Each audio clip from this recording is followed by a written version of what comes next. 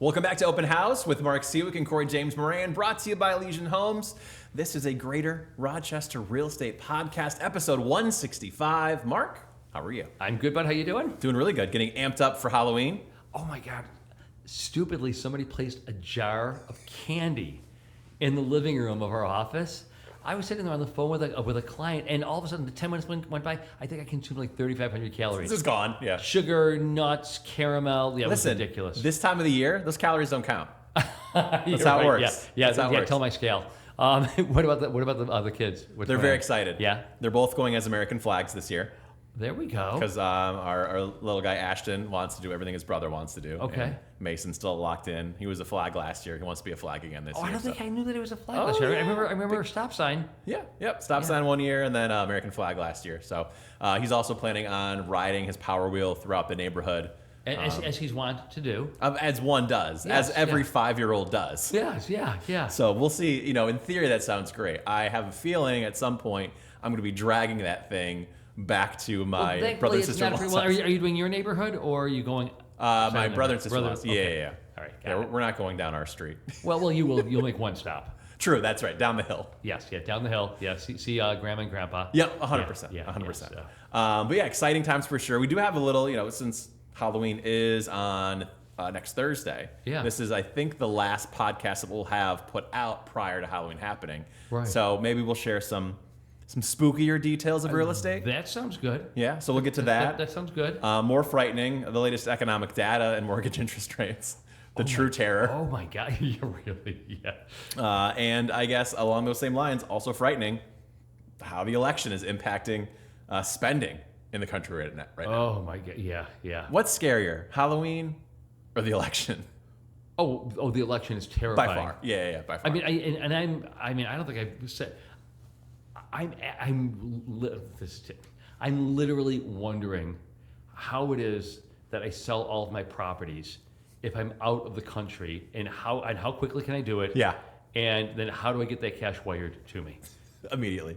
Where are you going to go? Actually, Barbados? This is no, the land of Rihanna. No, no. I am going to. Although she did well, man. Fenty, billionaires. $1 billion? Yeah, I know. No, the two easiest countries to go to secure U.S. You have done your research. I really have. Isn't it? That's pathetic. A little terrifying. Terrifying. One is Costa Rica. Okay. And Portugal. Oh, interesting. Is the other. So wait, actually, I'm just realizing my mother's listening to this. Oh my God, Mom, I'm not Just moving. kidding. Just kidding. JK. We'll see. But we are going to Mexico in a week and a half. The day before the election, just coincidentally. Seriously. Vacation, Just scouting report. Right, exactly. Research mission. Okay, sounds good. Yeah. All right, let's jump into the update. You ready? Yes, let's do it, bud. Okay, numbers are going down. Not a surprise. Single-family active listings in Monroe County, we're now at 495. That is down from 507 last week. So Okay. under the 500 That's threshold. Yeah. Expected, nothing crazy here. 6 county region, it was 902 last week. We're down a little, 884 this week. Okay.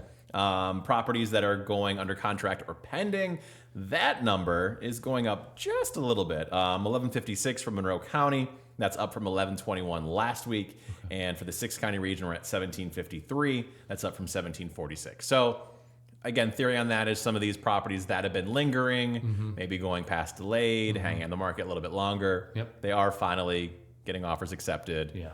and getting under contract. Yep. Do we have to talk about mortgage interest rates? Oh my God. Let's just. I'm gonna do my very best Linda Blair impersonation right now. So you go ahead, you give the rate, and then I'm gonna vomit pea green soup. Do we have everywhere. a bucket, Alex? Do we have a bucket? Can we get a bucket on set, please? 6.91%. No, I didn't. You didn't know it was that high. I knew it was 6.82. It went up to 6.91. 6.91. That's up from the last podcast. God. A week ago was Oh my 6.62. God. Yeah. So is this a good time to talk about why that might be happening? Or you Sure. want to Yeah. get in a little- No, well, real quick. Okay, 15. yeah. This is 15 year. 6.38. That's up from 6.07. And it was in the fives. We had a 5 handle a few weeks ago. A month Yeah, ago. we were. Yeah. We were pretty comfortably in the 5s. Now, not so much. Wow. What's going on? Okay, so this is not a political statement. This is just I'm just regurgitating what it is that I've read on CNBC, Wall Street Journal, a few other sources. It seemed as though Wall Street insiders and bond traders and others are thinking that Donald Trump may have a better chance of winning the White House. So every time there is greater consensus, every time a poll comes out showing that he's the favored candidate to win, it starts to worry Wall Street because of his policy or his proposed tariff-related policies. And those policies, if he's elected and those policies are enacted, Wall Street and those executives are thinking of those policies as being inflationary. And Wall Street, the bond market in particular, the yield on the 10-year Treasury is just going up and up and up. And as we know, when the 10-year Treasury increases, then so do mortgage rates. Quick aside on that tariff policy. Should we address that very quickly? There seems to be confusion about... on the part of the candidate himself? The one who says it's his plan? Yes, a little bit. Go ahead. So the plan is to put tariffs on imports. Mm-hmm. And that, at least what he is saying, is that China or whatever other country is going to be paying for that. But in reality, isn't the truth that essentially the bill gets footed to the American company receiving the imports, and then that gets passed down to the consumer? Correct. Why is there so much confusion about this policy? Because it doesn't seem great. And I don't know if you know this, 6.91%. Oh, yeah, exactly. If you don't believe it. I think that Americans don't have time. Most Americans don't subscribe to the Wall Street Journal. Most Americans aren't listening to CNBC. Most Americans don't have the interest or the time. And on top of that, this is going to come off as harsh, but many Americans just don't even have the intellectual interest, let alone the ability to understand some of these complex issues. So they love nuggets that are just spoon-sized nuggets of information. They love sound bites, something they can just grab onto, and I think that's in part what's playing out here. So, truly terrifying. Really is. Yeah. So we'll see on that. The election having a pretty big impact on people, aside from just that as well, about what's projected to come. This is kind of interesting. People are already holding off spending until after the election. I mean, we've talked about it on previous podcasts in times of uncertainty. Mm-hmm. Obviously, people are a little more gun-shy about spending their money. Right. And this was from the Fed's beige book that they made. This thought. It's going to be interesting to see what happens after. Yeah. Is that going to open back up, or could people still be in this, leaving the country? I do think it's probably going to. I'm predicting that U.S. consumers are going to behave as if they are sailors denied any form of relaxation or enjoyment, who suddenly find themselves on shore leave in the ports of Manila and are just going to go wild. So I do think that people will be once again populating our malls, and then of course we get the holiday season. So I think true. So and the economy is really not doing bad. I mean, unemployment rate is really low. Inflation is at only 2.2%. GDP is the envy of our cohort of 7 economic powerhouses throughout the globe. We're doing well. Now, of course, people are still they're still waiting for their wages to increase to offset the difficulties they've had in terms of inflation that hit 9.1% 2 years ago. So we're still waiting for those wages to actually increase to offset the inflationary prices that have taken hold. But in general, this is a really, really strong market. More likely than not, if Kamala Harris is elected, she will be the beneficiary of a very, very strong economy. Thank you, Jerome Powell. Thank you, Joe Biden. And everybody says, "Oh no, the president." I mean, come on, he had the Inflation Reduction Act. He had the CHIPS Act. He had the infrastructure bill. Those are really, really important and meaningful pieces of legislation that actually all passed with bipartisan support.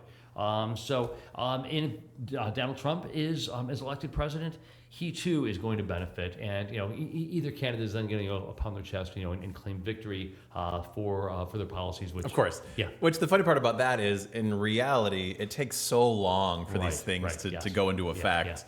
Yeah. What's happening with the economy now was a work in progress years and years and years ago. Right. I mean, it was Jerome Powell raising the federal fund rate so significantly 2.5 years ago. So anyway, it is interesting. It is, as you're suggesting, terrifying. But I do. We'll see. Yeah, that's all I can say. Because we don't know. Well, I mean, after 4 years ago, who knows what's going to happen?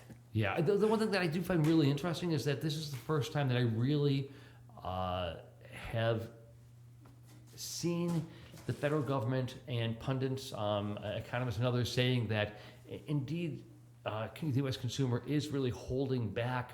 They always hold back in terms of their spending in the weeks and the months leading up to an election. But it's really the first time that we're seeing these individuals actually saying that the housing market is also being impacted by the uncertainty and the insanity that is playing out on nightly television. So. One of the things that we talking about with the economy here, the U.S. labor market is obviously a huge piece of this, and that has been a little surprising. So that's been the biggest enigma, I think, probably through the past couple of years, especially with battling inflation. Typically, you're supposed to see a large unemployment number, and it really hasn't happened. Unemployment and applications dropped unexpectedly last week, showing a 15,000 decline to the 227,000, despite economists predicting 242,000. Yeah. And next week, there are 3 major jobs reports that are going to be released, in addition to PCE. So next week is going to be just a wild week on Wall Street. But unfortunately, unless there's better news coming out of these labor reports, we're probably going to see the 10-year Treasury, the yield on the 10-year Treasury continue to rise. Well, I guess the good news, and maybe it's good news, maybe it isn't, is that economists are expecting the October job gains to be between 100,000 and 125,000. Okay, all right, that's great. But when they do this, and then it's 5 million. Yeah, exactly. And then all of a sudden we see the report at 8:30 in the morning, next week, and right. Yeah, we find out that there were actually 350,000 new jobs created in the month of October. Yeah. Hopefully not. Again, September was 254,000, which was, I think, 150,000 more than they expected. Yeah, right. Maybe they should start setting their thoughts higher. My God. Before we move on from the economy, any more insight into what the Fed might do in their next meeting and where that's trending? Increasingly, the pundits that I'm listening to and reading the articles that I'm reading, more and more people are saying, perhaps the Federal Reserve came in a little too hot, overshot a little bit, and perhaps a 50 basis point reduction at the meeting of the FOMC back in September was unwarranted. Perhaps it should have been a quarter point cut. So I think that there are more and more individuals saying, 2 weeks from now, there's not going to be a federal funds rate cut when it is at the FOMC meets. So. And then there's still one more in December, correct? Yes, okay, so we still have another chance to have another cut later. There's still a small, yeah. I feel like there's so much doom and gloom in the podcast this week, but let's talk about something fun. You know what? Do we have anything fun to talk about? We do. Okay. Halloween's coming up. Come on. Actually, you know what's fun? Halloween is coming up. I've been waiting every day. I run to the mailbox and I look in because I'm desperate for Lily's costume to arrive. Oh, that's right. Oh, this is your first year for the dog costume. Oh yeah. How many costumes? I know there's more than one. I was persuaded to purchase one. Oh, okay. How many did you want to get? Well, actually, that's something also that's really funny is because, as you know, I was at this fundraiser with your in-laws a couple of weeks ago, and I almost purchased a dog at this fundraiser. This dog was so goddamn cute. I mean, it was Wizard of Oz themed, so yes. It was Toto. It was Toto, and you and your kids met the dog. My kids fell in love with the dog. Exactly. Yeah. My in-laws selfishly did not bid and win on the dog, so now they're heartbroken. Yeah. It was really funny to see that play out because Mike had Colleen Embledge, Doug's wife, bidding on his behalf. Do you know this? Really? Yes. And then every time she would raise her paddle, then Lauren would look at Colleen and like give her a dirty look. Hang on. This is worth dance for me just for a minute, if you would. Yes, I'll dance. So I'm assuming that you're pulling up a photo of this dog. Because this dog, I mean, I grabbed the dog out of Dorothy's hands because they had a woman dressed as Dorothy. I grabbed the dog out of the poor woman's hands. Her eyes lit up. Didn't she chase you? Wasn't she a little nervous that you were She gonna... starts chasing after me. I'm like, I'm just bonding with the dog. I want to buy this dog. And even if I don't, I'm going to introduce this dog to enough people that you will be able to gain thousands and thousands. And sure enough, this dog, which you could have purchased at any like $5,000, actually $6,000. This is not of a picture of the dog, but this is a video that my wife took of my son Mason pleading with the auctioneer, Doug Embledge, to make sure that we secured the dog. Hey, Mr. Embledge, can Mimi and Papa please keep Toto? How did it not happen? I mean, That's what I gotta say. Because your in-laws are because Lauren, your mother-in-law Lauren Dixon is stingy. That is why. That's what everyone says. That's what everyone says. And for the record, and I have said this through the years, publicly and otherwise. I mean, Lauren and Mike are The best. literally Absolutely the best, but also two of the most generous and philanthropic people in all of Rochester. Yeah. So I don't want this to be misconstrued. Of course, I am no. kidding. They are Alex, two of my, don't edit this and make They're it. two of my closest and dearest friends, and they're incredible. But in this case, they failed. Lauren failed. It's true, yeah. Yeah, I mean, my yeah, kids really yeah. wanted a dog and they didn't get one. Yeah. So at All the right, end of the day, that's what All happened. right, so wait. So can you reel us this back in? Where the hell Yeah, were we? Halloween. Halloween. Do- Okay, are- yeah, that's right. So she's going dressed as a butterfly.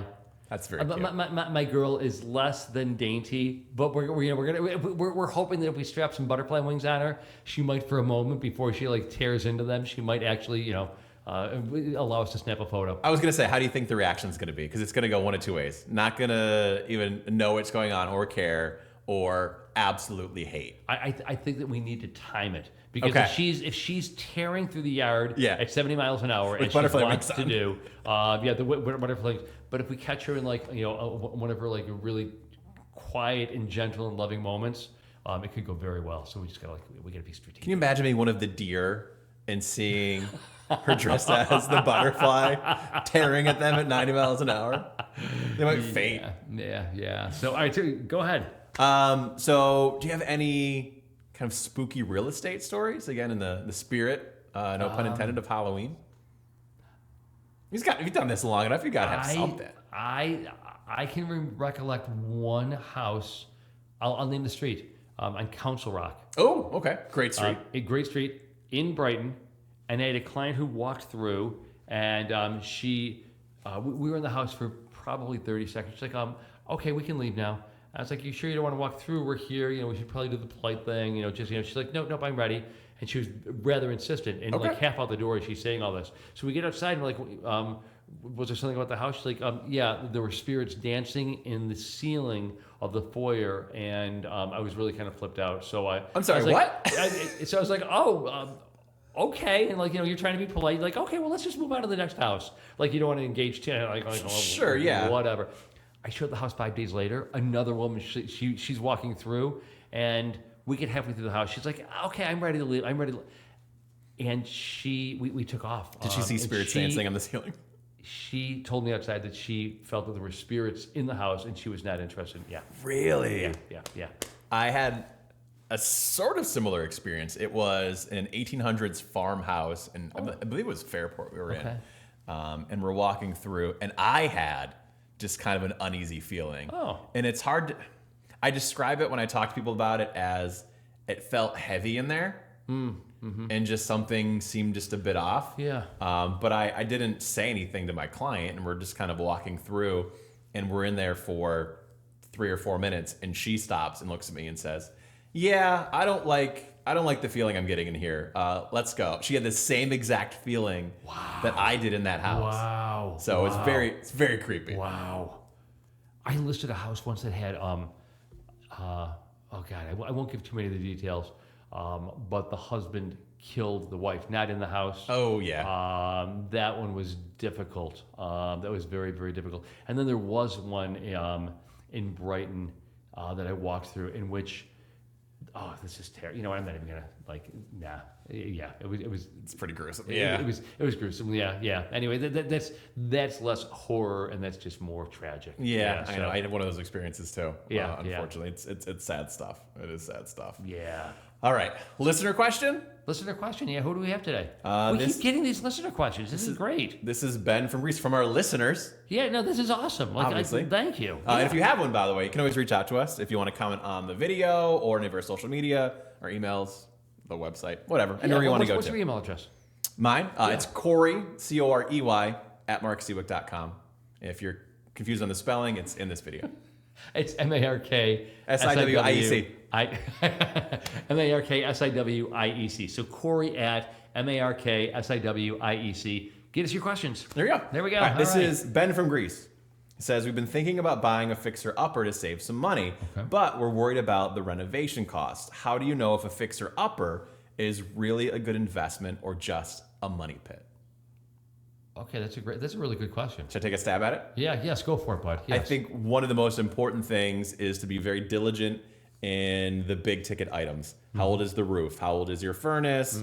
Hot water tank, not so much because that's the cheapest one, AC. If those things are bad and you have to replace those, that's a pretty substantial cost on top of anything that's cosmetic. And it's a cost that Isn't fun at all. right. A new roof does not increase the value of the property. Or that. Yes. So that's your advice? Good advice. Yeah, so look for that. If it's a property that maybe it needs new carpet, it needs a kitchen, it needs bathrooms, that, again, as long as you stay within your budget, can be, just fine. I always advise, too, make sure it's livable to start, because it needs to be something you'd be willing to live in to begin with, and then gradually over time, you can make those improvements. Yeah, so if there say spirits dancing in the foyer, Then you're out. You probably don't want to. Exorcists are extremely expensive. I tried watching The Exorcist last night. It was probably like the 18th, maybe 19th time, maybe literally. Have you ever? Maybe the 25th or 23rd or the 30th time that I've seen the film. Oh, okay. I couldn't get through. I got through the first 24, 25 minutes. I was Really? like, okay, I know every line of the movie, and it just wasn't. And actually, do you know what happened? Tainted by our editor, by Alex over there, who told me that not one of his favorite films when we were talking yesterday, due to the fact that he thought that the special effects were really cheesy. Well, it was 70s? 1973. Yeah. He Were you ruined it. Were you eating pea soup at the time of watching the film? I'm not going to tell him that my favorite holiday film is Love Actually, because he's probably going to say some unkind things about that. Yeah. And then just ruin that Yeah, for sure. And you forever. won't be able to not think about it. Yeah, exactly. I won't be able to cry, days before Christmas arrives. Here's my advice for Ben. Yes. My advice for Ben is twofold.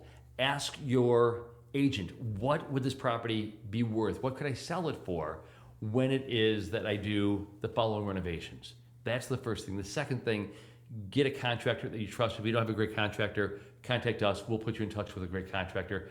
Find out what the cost would be to do the renovations that you're thinking of. Get some hard numbers rather than relying on something that's just sort of rattling around in your head. Sure. So, that's a great point, too. Plus, neighborhood. They always say buy the least expensive home on the nicest street possible. Yeah. If you're getting into a home. Speaking of which, there's a new bill that you and I were talking about yesterday. We didn't even talk about this. New property, and it has been such a mystery over the course of the past, year and a half, 2 years? Yeah. That it was a property that was purchased on San Rafael, gorgeous street. The property was raised, and a new home began to rise. Right on the corner by East Ave. Yeah. Yes, exactly. And it looks very, very, very impressive from the exterior. I mean, gorgeous. So I was invited yesterday to walk through privately next Wednesday, yada, yada. I said, this is a really great property. We might have a few prospective buyers for it. What's the list price going to be? And I was told $5 million. $5.1 million. That's a lot of money. It is. I literally had a tour yesterday, and we drove by, and I pointed it out because it's on the route that I usually take these prospective candidates through. Yeah. And I said, that's probably like 3.5. Yeah. So just $1.5 million off, 2.5 off. I mean, I can't wait to walk through though. I am too. Well, it's true. I haven't seen inside, so maybe. Yeah, well, but even then, I mean, I know, like, it's a big number. unless you're on water in Monroe County or down in Canada, we're like, getting $5.1 million for a property is a tall order. When I sold Dutch Summers' house a year and a half ago, that was really one of the highest sales in all of Monroe County, and that property sold for $2.6 million. Right. Yep. Yeah, so that's quite a leap from 2.6 sold a year and a half ago to 5.1. Anyway, Well, we will see. all right, Ben. Good luck. I hope that goes well for you. Let's jump into a little celebrity real estate. How about that? Okay, great. You can bring it up here. First one's a little sad. Matthew Perry's Pacific Palisades home, where he passed away, Oh wow. has been sold off market for $8.55 million. Wow. He bought it in 2020 for $6 million and made updates like adding a raised pool with ocean views. The buyer is actually. Oh, I'm sorry. I'm so sorry to interrupt. Yeah. I've just gotten good news from Mortgage News Daily. Oh, please, yes. Yeah. Interrupt. Yeah. Here we go. Is it 7 yet? No. So the news out of Mortgage News Daily is that interest rates, the 30-year mortgage has dropped 0.1%. So we're now at 6.9%. Woo! Thanks for uplifting the podcast. Confetti cannon, Alex. Thank you. Yeah, that's just like confetti that one. Huge news. Yeah, that's that is sad news. Let me pull this thing up here. Lovely home, though, for sure. The buyer is an Arizona real estate developer, apparently. Wow. There aren't a lot of photos, are there? Keep going now, towards the bottom. Okay. Oh, come on. I mean, like an article about the sale of his property, and they actually have a photo of the police cruisers. Yeah. And the yellow tape surrounding the house the night of his death. That's sad. unnecessary. Very, very sad. This is a nice property. It looked like a wonderful property. Yeah. Really, really beautiful. Yeah. I mean, just tragic. Just Very sad. very sad. Yeah. The next one, hopefully you're not going to find this property just in general to be tragic. Bill Murray's former home in a secret celebrity enclave near New York City has been listed for $3.69 million, known as, Mark, the Yellow House. I wonder why. We'll have, again, if you're listening to the podcast, you can watch the video podcast. Alex is going to throw in some photos of these properties so you can follow along. This one spans a little over 5,000 square feet with 5 bedrooms, 4.5 baths. It was actually built by Murray in the 1980s on a 3.92 acre lot. Includes a guest house, a garage with a studio, and a separate buildable 2-acre lot. Wow. You hate? No. I think it's very, very nice. I mean, it wasn't his primary residence, was it? I don't believe so. No. Okay. I think one of. I mean, it really is nice, and I'm really digging the Sebastião Salgado photo. You found the art, of course. You found the art. Of course you did. Always. Really, really, really nice. You know what? What's really interesting, I think if you have a personality like Bill Murray's, just over the top, It's got to be quirky. Yeah, it's got to be quirky, but also you would think that he would probably need a place that was a little bit more subdued, okay, and a little more quiet in terms of its sensibility. And I think this fits the bill. Yeah, a lot of yellow. A lot of yellow, but also it just seems like a very, very sweet place to spend a weekend in the summer. There we go. All right, great. Last one, Helen Mirren is listed in her legendary $18.5 million compound yet again. So this one actually has been relisted. The property spans 6.5 acres, includes a main house, a guest house, an apartment. Oh yeah, and has views of Runyon Canyon. Wow. Okay, I'd spend time here. I'd hang out with Helen in this place. She seems like fun, right? Do you think she seems like fun? Yeah. I think she's interesting. I'm not quite sure if she's like gonna knock back a few hot toddies, and she needs a decorator. I'll say that. Yeah. You know what? It's the house itself is very nice. The views are spectacular. Sure. Hey, Alex, are you posting the links to all these on our videos at the very end? Celebrity? Yeah. Put them in the pictures are on the video. Okay, great. Okay, so you can go if you're watching the video. Obviously, you're seeing these. If you're listening, you might want to check out. It's a nice property, and again, the views are really, really beautiful. Her decorating, has a lot to be desired. So fair enough. I've never been a big fan of like light knotty pine walls with powder blue chairs. If it was yellow. Yeah. I'd be all in. I'd be all in. Did she play? Was it Q? I believe so. She's done a ton. Yeah, she's Hollywood royalty, obviously. All right. Anything else? I was just going to ask you. Anything else, bud? No? Nothing I have. All right. Great episode. Oh, actually, we do have something else. Ooh. So we got one more episode, you and I. Yes. Then I'm out of town. Yep. So Ed Kelm's going to fill in. our COO. Yep, Our he, beloved COO. He finally gets to be featured on the internet, which is something that he's been clamoring for. Yeah. It actually...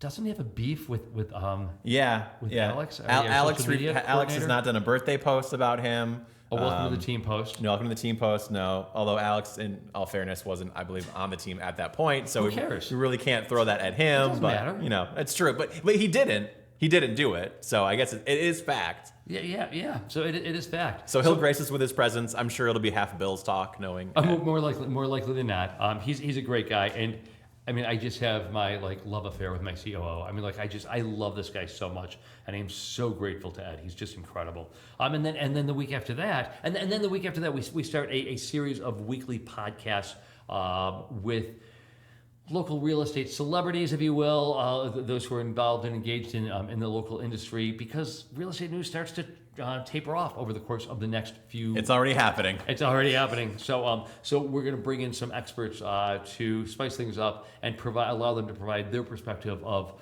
the market that was and where they think things are heading. So we got all sorts of thought leaders, top agents, some mortgage industry leaders, et cetera. So.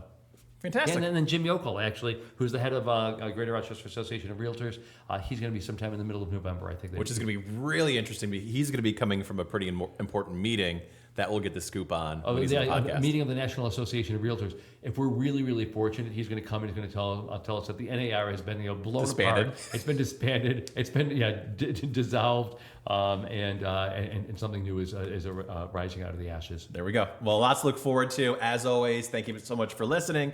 Thank you so much for watching. We'll talk to you next time.